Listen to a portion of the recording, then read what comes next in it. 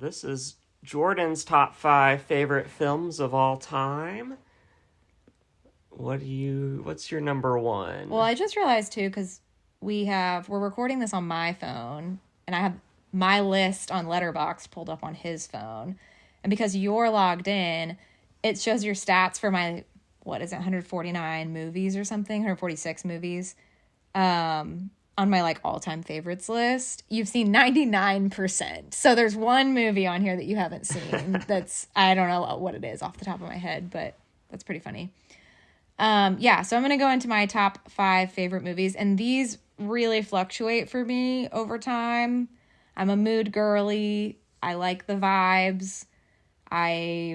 We can talk about this more on like what kind of movies I like, but for the most part, I value style before I value substance. Not style over substance, just I prefer style more than anything. I'm fine to vibe out to a movie if it makes me feel something visually. So some of these are just very subjective opinions of mine, but I think that's everybody's top 5 favorite movies. Okay, so my number 1 favorite movie of all time, this probably won't change over the course of my life just because it's been my favorite movie for over 20 years now.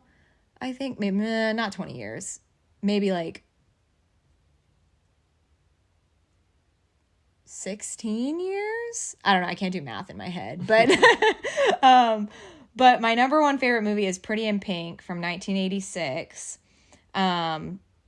It's not to popular disbelief. It is not directed by John Hughes. It's directed by Howard Deutsch, who has done nothing, absolutely nothing else besides this. And I say that with the utmost love and respect because Some Kind of Wonderful is his next most popular movie, and give me a break. It's kind of like Richard Marquand with Return of the Jedi, my number 1. Yeah. He hasn't done much. This is just like a standalone amazing movie, and I have no problems with like calling that. The thing is that John Hughes is the writer and executive producer. So it gets oftentimes misconstrued as a John Hughes movie when, yes, it is, but it's not part of like the, Breakfast Club, 16 Candles bit. It is, but it's more of an offshoot at best.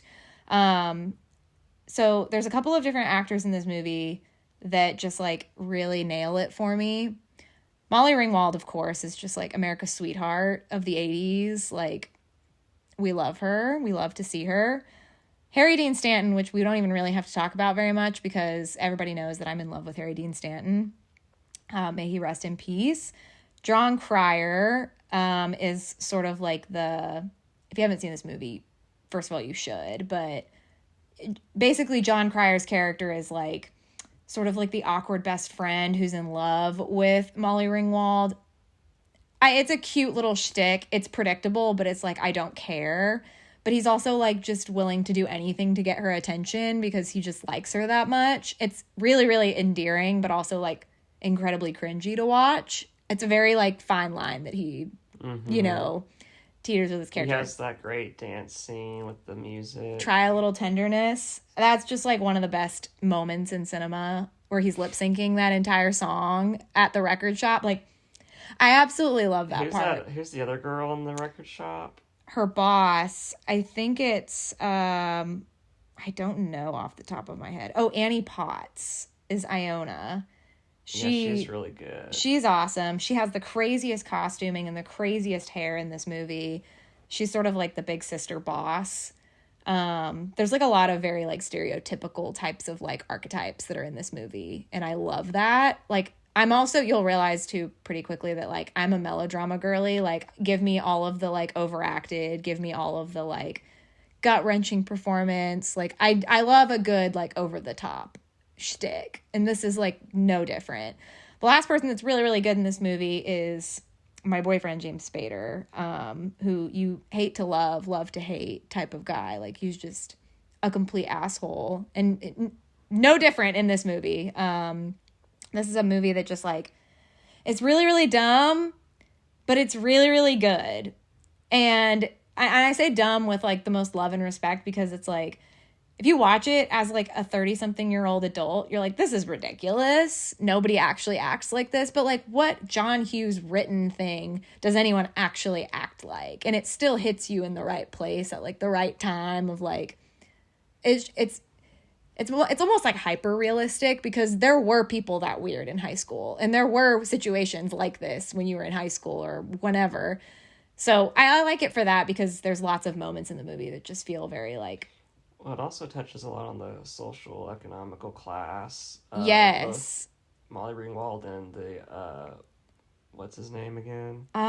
It is Andrew McCarthy, but it's Blaine. Blaine sounds like an appliance. Like, yeah, it's basically the whole scenario. Again, if you haven't seen this movie, just watch it already. But basically, it's like she's underprivileged and he's overprivileged, and they fall in love, and it's sort of like, it's actually like on par for like any generation to understand, like not wanting someone to drive you home because you don't want them to see where you live, and like feeling embarrassed because you don't have enough money, sewing your own clothes, or like getting something at the thrift shop instead. Like, it's like Lady Bird would love this movie. Like, it's great. Like, it's like for the girls for sure.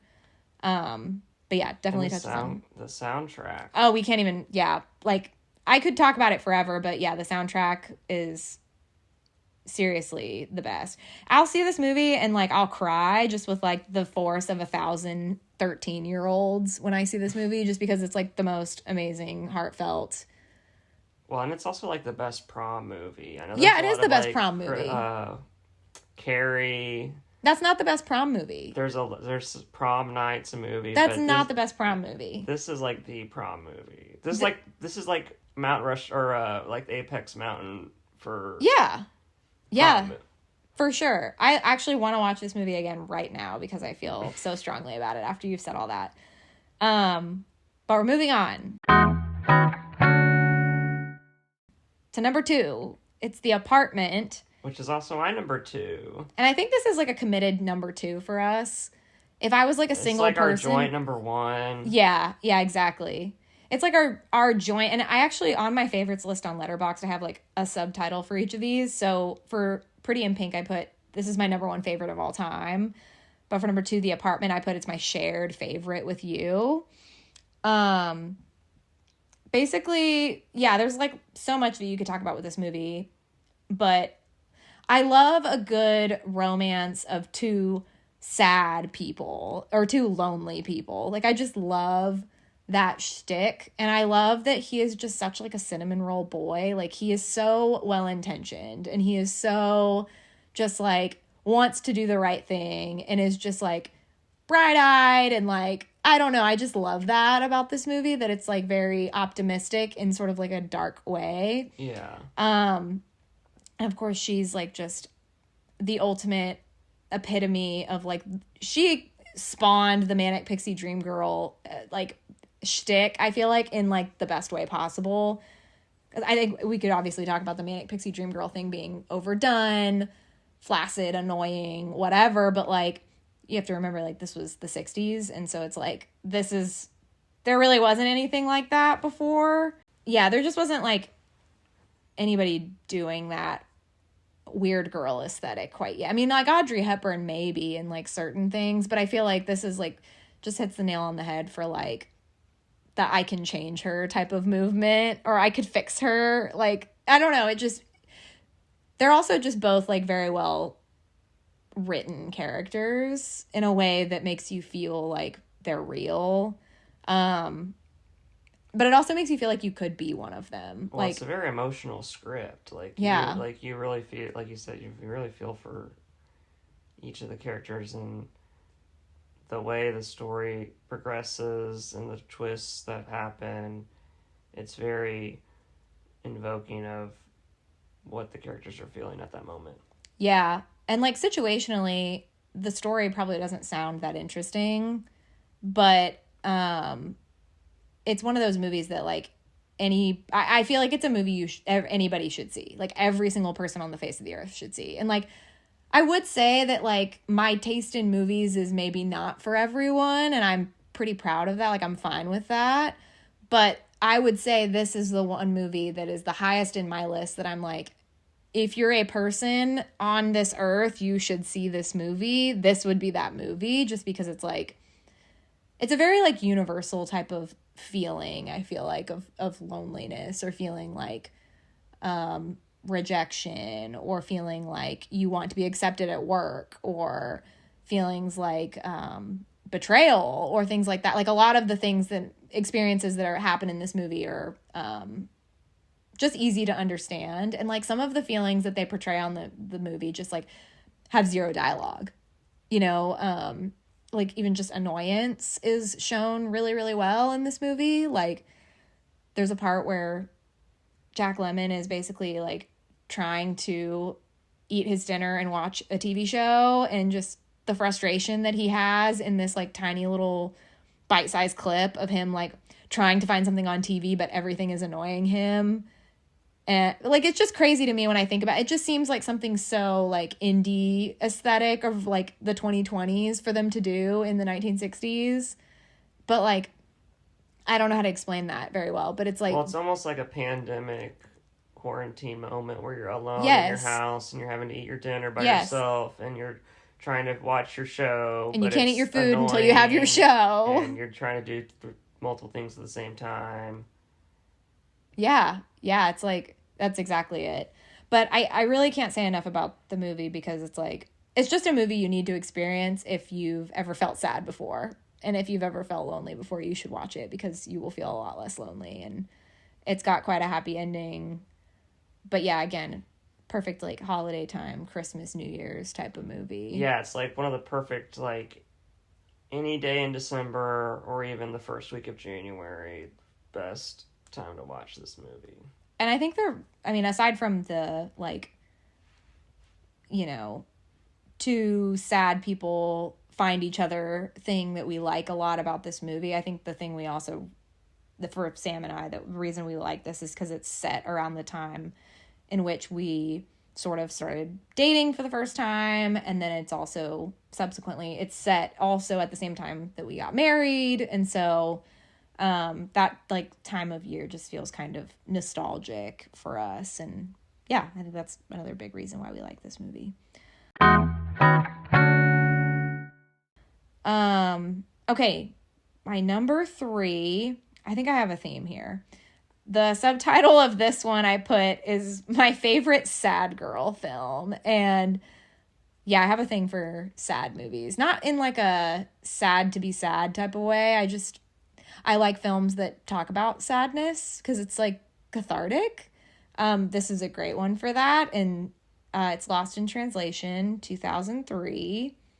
Definitely my favorite Sofia Coppola movie. But this is the Sofia Coppola aesthetic to the max. Like, this is like everything you think of when you think of Sofia Coppola, like this is that movie. But it's also like a very surprising movie. I think when you think about like the concept of, again, two lonely people finding each other. I don't know why this is a shtick for me, but I like it. I think when you think about it in terms of like, oh, there's an age gap thing, and like, oh, they're in Japan, and like he's an actor and like she's not, and like what's the deal here? Like, it seems very like flaccid on the surface. Like, if I were to explain that to you and be like, you should watch it, it's like doesn't sound that good. But like the visuals and the way that this movie is shot, again, I'm going to repeat myself when I say this, but it really makes you feel like you could be one of these people. They really humanize Bill Murray's character as an actor.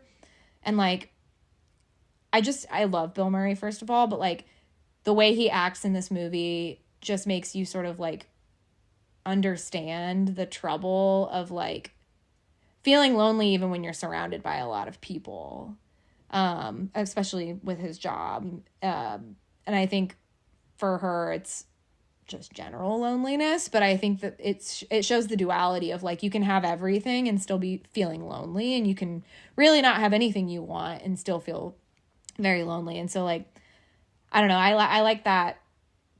I like duality in movies too, where it shows like two different sides of things, which is why I like Persona too, just because it's like, very binary, very like it's this or it's that. And I feel like this movie kind of meets the two in the middle and sort of makes them heal each other in a weird way. Like, imagine if the version of yourself that had everything met the version of yourself that had nothing, and they found peace not envying each other.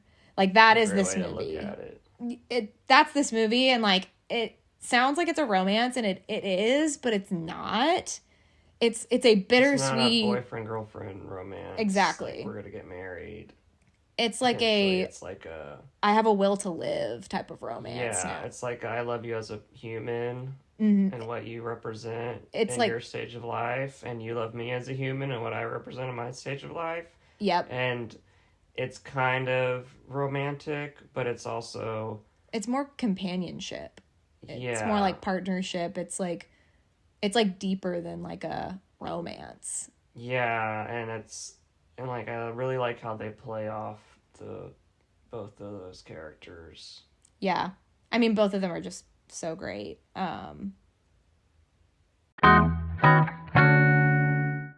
Yeah, okay. So, number 4, finally breaking away from the romance trend. Well, I say that. This is definitely still could be perceived as a romance, and I don't think this romance is the first build genre of this movie. This is like kind of a genre bender, but the subtitle I have for this is my favorite Lynch film. If it's not obvious already, I really like David Lynch. This last year, 2023, I really got into David Lynch and like finally watched most of his movies. I still need to see The Elephant Man, but I watched everything else and like a bunch of his shorts, and I found myself annoyingly liking everything that he puts out in one way or another. But I think I watched this movie 6 times last year. Like, I saw it for the first time last year and I watched it 6 times. Like, I've got a problem. But I really like this movie. It's Blue Velvet, 1986. I think the reason that I really like Blue Velvet is that, again, I like dark subject matter, whether it's sad or whether it's creepy or whether it's it just like goes there.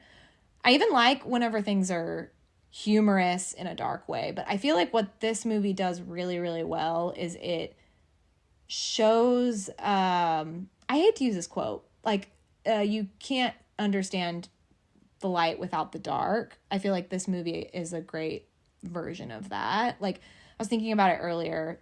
This movie is basically like a neo-noir, but it's really set in suburbia. And like, I don't know another movie that is like a neo-noir set in suburbia that feels very, very pretty, but also is like maybe the darkest movie you've ever seen.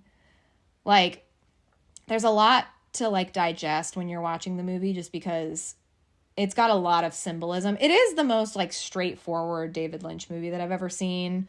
You're not going to be like super confused watching it as to like, who the fuck is this? What's going on with this person? Why are they a ghost? Did they just disappear? Like, you're not going to run into like those classic like Lynch tropes necessarily, but there are definitely like confusing, hazy, dreamlike parts of this movie that don't totally make sense. But what I enjoy about the movie the most is that all of the dreamy haziness and the like esoterica of this movie that you don't necessarily have to understand. You don't have to understand it to like understand what's going on in the movie and appreciate it. But if you do sort of like deep dive into like that part and like the symbolism of the movie and things like that, it enhances like the base of the film. Whereas I feel like movies like Mulholland Drive or even like Inland Empire are some of like Lynch being the most Lynch, because all it is the esoterica and all it is the confusing parts, and there is no through line, and you're like, I don't understand any of what I just watched. And that's the point. I feel like Blue Velvet adds like elements of that without taking away from a straightforward neo-noir through line of a movie. So anyway, all that to say that I think like I like the duality of like light and dark in this movie, and like what is seen and what is unseen, how someone feels versus how someone is talking.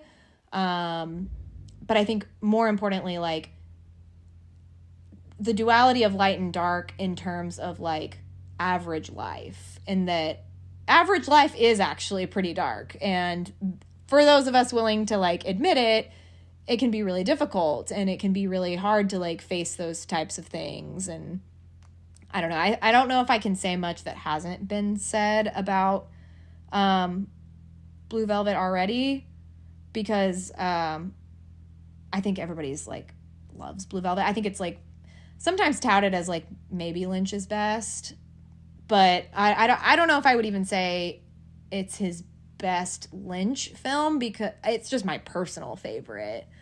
I also love the aesthetic and just how it looks in general. It's a very pretty movie. Yeah, I think it's the best like introduction you could have to David Lynch. Like if you like this movie, you should probably watch the rest of David Lynch's movies, because you'll probably like them, but they just get weirder from there. Yeah, I would say it's his easiest to follow, most rewarding. It's the most accessible Lynch film, I think. It is also one of the darker ones.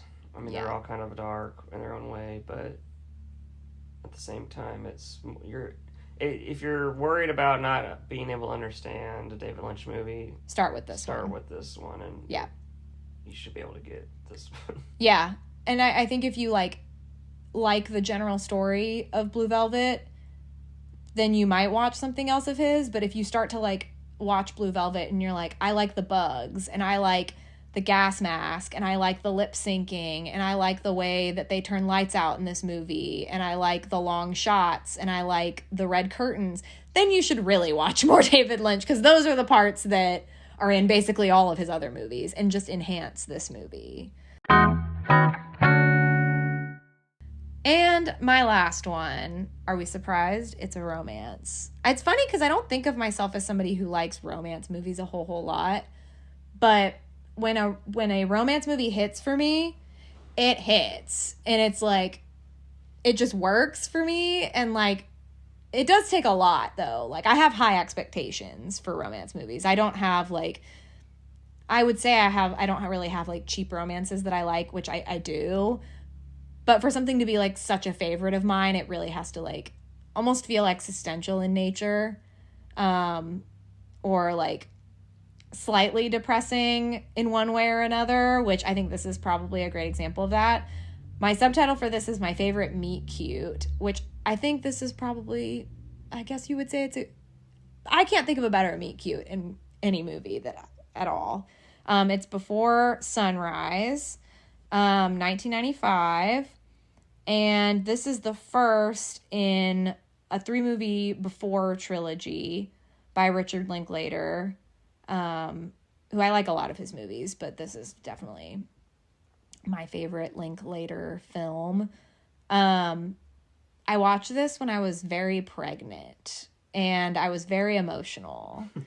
And I remember sobbing at the end of it and saying, like, I can't go on not knowing what happens to these people. Like, I have to know, or like, I'm not going to be okay. Like, I was just like so emotional, because to start, like, if you haven't seen this movie, I would say this about all these, but you need to see this movie. It's one of my favorite ways to tell a film, which is all set in one night.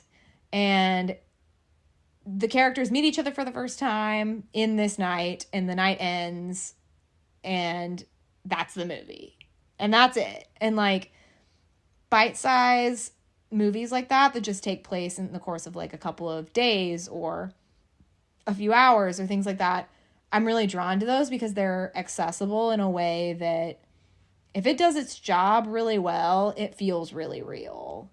Because, you know, time is passing sort of in step with how time is actually passing in real life. And again, if you do it right, it's like, it just is very like immersive. But yeah, the concept is basically that these two people meet on a train. It's Ethan Hawke and Julie Delpy. And they basically spend the day together, well, the night together, walking around in Vienna and like just info dumping on each other about themselves, asking each other questions about their lives, very quickly falling in love, not being sure how to like communicate that with the other person. It is like the best on-screen chemistry between two people I have ever seen, if I had to pick. Like there is, yeah, it's definitely up there for sure. it is. That would be a good episode to do. Yeah, that is true. It's ultimately just like a feel-good, heart-wrenching romance that like will make you believe in love. And like there are parts of it that just feel so raw, and like there's like parts that make you uncomfortable with how raw the conversation is, or lack thereof, or like the way people, they like try to look at each other when the other person isn't looking, and like the way their eyes don't catch each other at the right time. It feels very similar to how it is whenever you are starting to fall in love with someone. And that's like such a beautiful thing to capture on film. Like, how do you do that? Like, how did you do this, Richard? How did you do this? Like, it's very, very like specific. And like, I only wish you could like bottle that feeling and give it to every person that is trying to direct a rom-com or a romance movie, and just be like, just take an ounce of this and put it into your movie, and it will be, maybe it will be good. But like, I feel like that's what's missing from so many like good romance movies, is just like two people getting to know each other. And I love that. I just love this movie. It's like, yeah, I don't really have anything else to really say about it, except that like, again, I kind of have a style that I seem to prefer in movies, and it's two sad people find each other and they like each other. But I like it when it's done well. And I would say like my top 5 is kind of different flavors of that. Like, you know, I have arguably 4 to 5. I would say actually all 5 of my movies have two sad people find each other in the description. But you could say, you know, The Apartment is two sad working people find each other. One would say Blue Velvet is like two sad, emotionally scarred people find each other. You know, I think there's like different flavors of it. Lost in Translation is like two disenchanted people find each other. Like there's just different. I love like watching that in film. It's just like the human connection and like how people relate to each other. I like that in movies a lot, clearly, or I wouldn't have these as my top 5, but that's my top 5.